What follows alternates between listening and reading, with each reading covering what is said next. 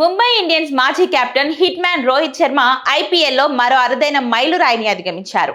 ఆదివారం Kolkata night riders తో జరిగిన ఉత్కంఠభరిత పోరులో రోహిత్ శర్మ ఐపీఎల్ చరిత్రలోనే ఒక నిర్దిష్ట జట్టుపై అత్యధిక పరుగులు చేసిన బ్యాటర్ గా రికార్డు సృష్టించాడు.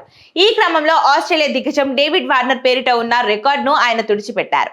ఈ మ్యాచ్ కు ముందు వరకు కేకేఆర్ పై అత్యధిక పరుగులు చేసిన రికార్డు డేవిడ్ వార్నర్ 1093 పరుగులు ఆయన పేరిట ఉండేది. రోహిత్ శర్మ ఈ మ్యాచ్ లో కేవలం 11 పరుగులు సాధించడం ద్వారా ఆ రికార్డును అధిగమించి ప్రస్తుతం 1161 పరుగులతో అగ్రస్థానానికి చేరుకున్నారు. కోల్కతా బౌలర్లు అంటే రోహిత్ శర్మకు ఎప్పుడు స్పెషల్ ఇంట్రెస్టే ఉంటుంది. ఆయన గణాంకాలే ఇందుకు నిదర్శనం. 36 మ్యాచ్లలో సుమారు 38 సగటుతో పరుగులు సాధించారు. 130కి పైగా స్ట్రైక్ రేట్ తో కేకేఆర్ బౌలర్లపై విరుచుకు పడుతుంటాడు రోహిత్ శర్మ. కేకేఆర్ పై రోహిత్ ఖాతాలో ఒక అద్భుతమైన సెంచరీతో పాటు 7 హాఫ్ సెంచరీలు ఉన్నాయి. ఈ జట్టుపై అత్యధిక సిక్సర్లు బాదిన రికార్డు కూడా రోహిత్ పేరిట ఉండడం విశేషం.